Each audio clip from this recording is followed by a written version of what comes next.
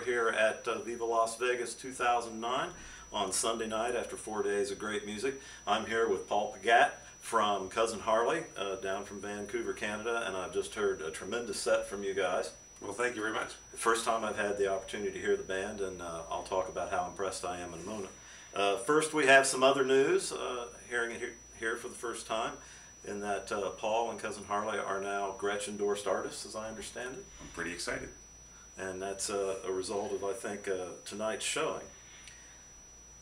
What I hear in your playing is rockabilly. I hear harder rockabilly with an edge of distortion, maybe a little bit towards psychobilly. I hear jazz.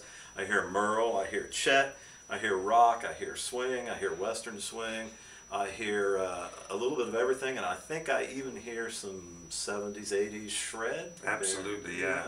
I am a child of the 80s. Okay, we'll talk about that. So you've taken all these styles, and I think you've fused them in a way that I haven't heard before. Oh, well, thank you. Yeah. And do it very naturally, and I think you're kind of blurring the divisions between those genres. And you know, I would call it a kind of fusion, although obviously it's not the horrible fusion we remember from the 70s. Though I hear that in your playing There's also. a bit of that too. Right. So obviously a very accomplished player. Well, thank you. And I know that you have a successful series of instructional videos, which have done well for you, and rightly so. So you're a bit of an educator as well. So I'd like to talk a little bit, if you could answer some questions about the evolution of a complete guitarist. Oh, okay. You mean how I started? Yeah, I know you started playing when you were around 10. Yeah. Interested in what your early influences were and what your training was, and kind of how it evolved through those years. Yeah, I started out, actually, when I first showed any interest in music, I wanted to be a drummer. And my brother convinced me not to be a drummer because he said, look at all the stuff you have to carry. So I decided, well, guitar was probably the way to go, and I actually started on upright bass and then moved to guitar. And, you know, I started off as most, you know, kids start off like...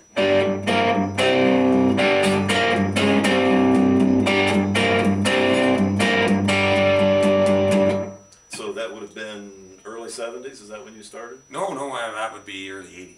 Early 80s, okay. Yeah, I guess I started, let's see, late 70s, 79, 80. Okay. I started. And high school bands, garage bands, basement bands? Garage bands, yeah, I guess I started playing in garage bands when I was about 11, and I had a very good friend who was, we were all quite large for our age, and we started playing in bars when I was 12 or 13. Mm-hmm. Yeah, we snuck in and convinced them that we were 18 years old, and you know, played everything from Chuck Berry to BTO to AC/DC to Billy Idol.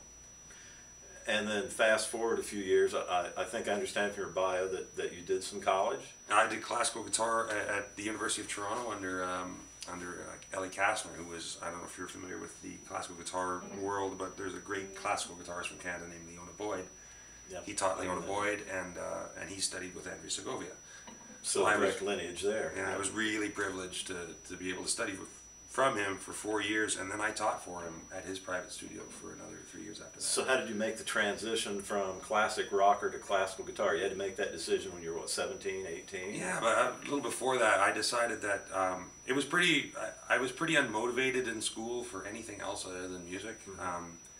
And I just decided that, you know, if I was going to do this for a living, because I decided when I was about 13 to 14 that this is what I wanted to do, that I couldn't just go about it, you know, without any proper training. I see. So I decided I'd start studying classical, and I actually started studying classical at about 16, and then went to university at 18.